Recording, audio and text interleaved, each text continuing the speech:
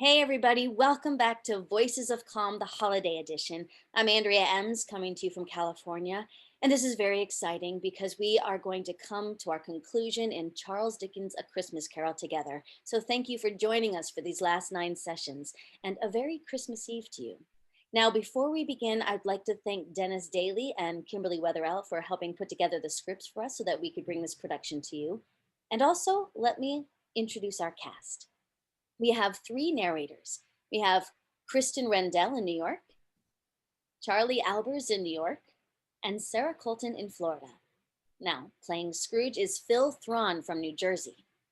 Playing a multitude of characters today, playing the Nephew, Gentleman, and Bob Cratchit is Doug Ramsdell in New York. Playing Boy and Tiny Tim is Jesse Vilinsky in California, and I'll be playing the Maid. Now, let me send it off to Adam Barr. Thank you, Andrea, and good Christmas Eve to everybody from here in Philadelphia. And this is what you get for hanging out with an English major. The last stave is called The End of It, by which Dickens surely meant the termination of the story, which we all want to hear, no matter how well we know it. But it could also work in another sense, the end as in the reason for all this. And now we get to see how the end justifies the means that Scrooge was put through and the new man that he becomes. So let's continue on with the 5th and final stave, The End of It. Yes, and the bedpost was his own.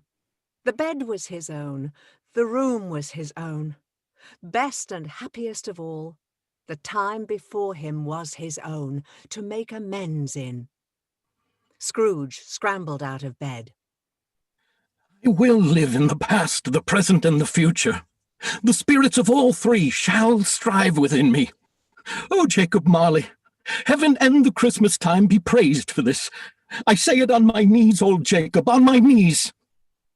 He was so fluttered and so glowing with his good intentions that his broken voice could scarcely answer to his call. He had been sobbing violently in his conflict with the spirit, and his face was wet with tears. Scrooge folded one of the bed curtains over of his name. They are not torn down. They are not torn down, rings and all. They are here. I am here. The shadows of the things that would have been may be dispelled. They will be. I know they will. His hands were busy with his garments all this time, turning them inside out, putting them on upside down, tearing them, mislaying them, making them parties to every kind of extravagance. I don't know what to do. I'm as light as a feather. I'm as happy as an angel. I am as merry as a schoolboy. I am as giddy as a drunken man. A Merry Christmas to everybody. A Happy New Year to all the world. Hello here. Woo! Hello! He had frisked into the sitting room and was now standing there, perfectly winded. He started off again and ran round the fireplace. Look, there's the saucepan that the gruel was in. There's the door by which the ghost of Jacob Marley entered. There's the corner where the ghost of Christmas Present sat. There's the window where I saw the wandering spirit. It's all right. It's all true. It all happened. Really, for a man who had been out of practice for so many years, it was a splendid laugh, a most illustrious laugh, the father of a long, long line of brilliant laughs. I don't know what day of the month it is. I don't know how long I've been among the spirits. I don't know anything. I'm quite a baby. Never mind, I don't care. I'd rather be a baby. Hello! Woo! Hello here! He was checked in his transports by the churches ringing out the lustiest peals he had ever heard. Clash, clang, hammer, ding, dong, bell. Bell, dong, ding, hammer, clang, clash. Oh, glorious, glorious! Running to the window, he opened it and put out his head.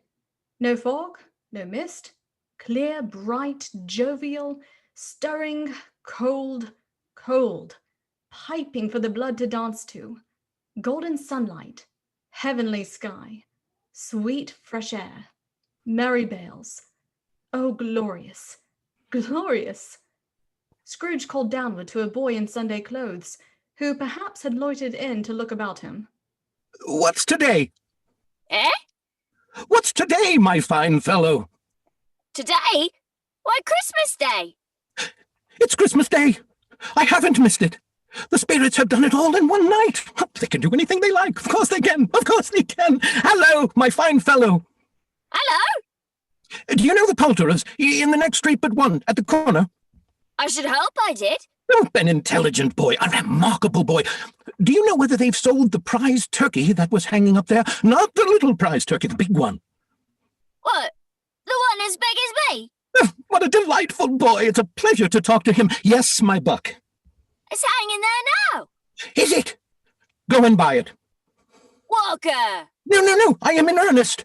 Go and buy it, and tell them to bring it here, that I may give them the direction where to take it. Come back with the man, and I'll give you a shilling. Come back with him in less than 5 minutes, and I'll give you half a crown. The boy was off like a shot. He must have had a steady hand at a trigger who could have shot a shot off so fast. Scrooge rubbed his hands and burst into a laugh. I'll send it to Bob Cratchit's. He shan't know who sends it. It's twice the size of Tiny Tim. Joe Miller never made such a joke as sending it to Bob's will be.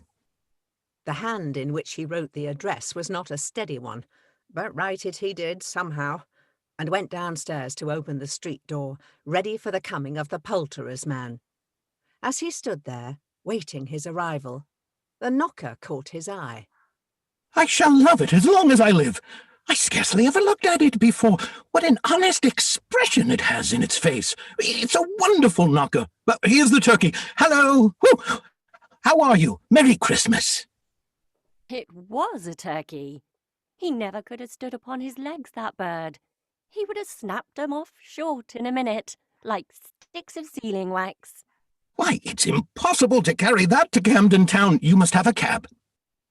The chuckle with which he said this, and the chuckle with which he paid for the turkey, and the chuckle with which he paid for the cab, and the chuckle with which he recompensed the boy were only to be exceeded by the chuckle with which he sat down breathless in his chair again, and chuckled till he cried.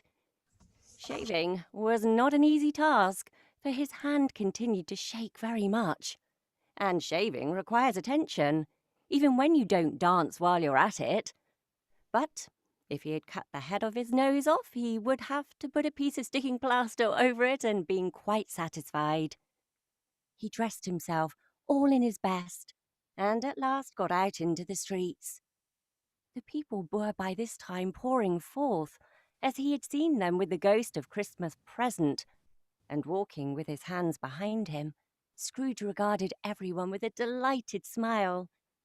He looked so irresistibly pleasant, in a word, that 3 or 4 good-humoured fellows said, Good morning, sir. A Merry Christmas to you. and Scrooge said often afterwards that of all the blithe sounds he had ever heard, those were the blithest in his ears. He had not gone far when, coming on towards him, he beheld the portly gentleman who had walked into his counting-house the day before and said, Scrooge and Marley's, I believe. It sent a pang across his heart to think how this old gentleman would look upon him when they met, but he knew what path lay straight before him, and he took it. Scrooge quickened his pace and took the old gentleman by both his hands. My dear sir, how do you do? I hope you succeeded yesterday. It was very kind of you. A Merry Christmas to you, sir. Mr. Scrooge? Yes, that is my name, and I fear it may not be pleasant to you. Allow me to ask your pardon, and will you have the goodness? Here Scrooge whispered in his ear, Lord bless me! My dear Mr. Scrooge, are you serious? If you please, not a farthing less. A great many back payments are included in it, I assure you. Will you do me that favor? The other shook hands with him most fervently. My dear sir, I don't know what to say to such munificent... Don't say anything, please. Come and see me. Will you come and see me? I will. And it was clear he meant to do it. Thank ye. I am much obliged to you. I thank you 50 times. Bless you. He went to church and walked about the streets, and watched the people hurrying to and fro, and patted children on the head, and questioned beggars, and looked down into the kitchens of houses and up to the windows, and found that everything could yield him pleasure. He had never dreamed that any walk, that anything, could give him so much happiness. In the afternoon, he turned his steps toward his nephew's house. He passed the door a dozen times before he had the courage to go up and knock. But he made a dash and did it. Is your master at home, my dear? Said Scrooge to the maid. Nice girl. Very. Yes, sir. Where is he, my love? He's in the dining room, sir, along with the mistress. I'll show you upstairs, if you please. Scrooge already had his hand on the dining room lock. Thank ye. He knows me. I'll go in here, my dear. He turned it gently and sidled his face in round the door. They were looking at the table, which was spread out in great array. For these young housekeepers are always nervous on such points and like to see that everything is right. Fred! Dear heart alive! How his niece by marriage started! Scrooge had forgotten for the moment about her sitting in the corner with the footstool, or he wouldn't have done it on any account. Or bless my soul, who's that? It's I, your Uncle Scrooge. I have come to dinner. Will you let me in, Fred? Let him in. It is a mercy he didn't shake his arm off. He was at home in 5 minutes. Nothing could be heartier. His niece looked just the same. So did Topper when he came. So did the plump sister when she came. So did everyone when they came. Wonderful, wonderful party. Wonderful games. Wonderful unanimity. Wonderful happiness. But he was early at the office next morning. Oh, he was early there. If he could only be there first and catch Bob Cratchit coming late, that was the thing he had set his heart upon. And he did it. Yes, he did. The clock struck 9. No Bob. 1/4 past. No Bob. He was full 18 minutes and a half behind his time. Scrooge sat with his door wide open, that he might see him come into the tank. His hat was off before he opened the door. His comforter, too. He was on his stool in a jiffy, driving away with his pen, as if he were trying to overtake 9 o'clock. Scrooge reverted to his accustomed voice, as nearly as he could feign it. Hello. What do you mean coming here at this time of day? I am very sorry, sir. I am behind my time. You are? Yes, I think you are. Step this way, sir, if you please. It's only once a year, sir. It shall not be repeated. I was making rather merry yesterday, sir. Now, I'll tell you what, my friend. I'm not going to stand this sort of thing any longer, and therefore... Scrooge leaped from his stool and gave Bob such a dig in the waistcoat that he staggered back into the tank. And therefore I am about to raise your salary. Bob trembled and got a little nearer to the ruler. He had a momentary idea of knocking Scrooge down with it, holding him and calling to the people in the court for help and a strait waistcoat. A Merry Christmas, Bob.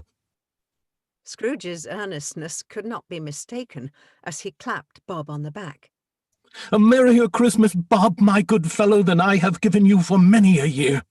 I'll raise your salary and endeavour to assist your struggling family, and we will discuss your affairs this very afternoon over a Christmas bowl of smoking bishop, Bob. Make up the fires and buy another coal scuttle before you dot another I, Bob Cratchit. Scrooge was better than his word. He did it all, and infinitely more. And to Tiny Tim, who did not die, he was a second father.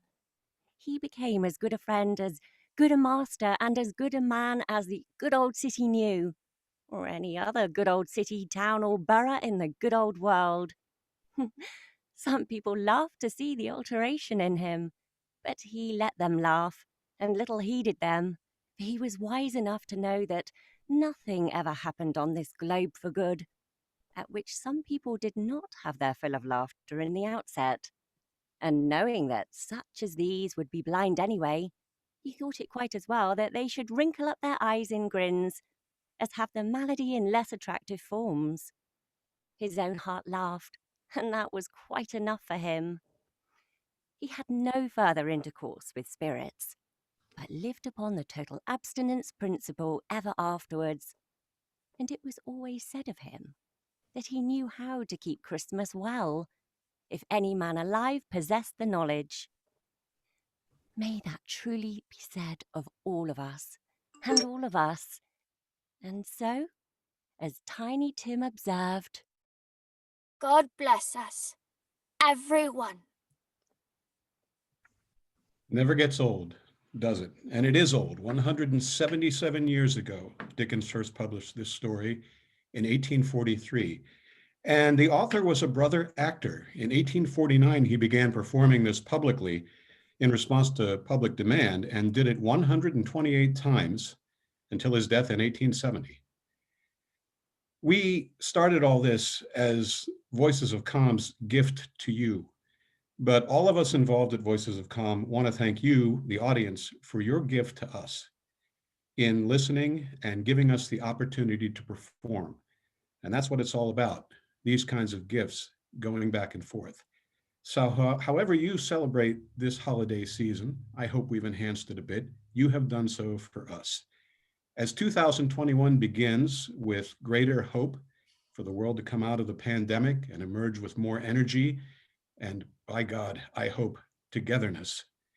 Watch Voices of Calm for more poems, songs, stories, and readings. And we hope that together we can step into a brighter world. Thank you all very much, and very happy. For now, for Andrea Emmes and our whole cast here and in the other parts, I'm Adam Barr. Thank you.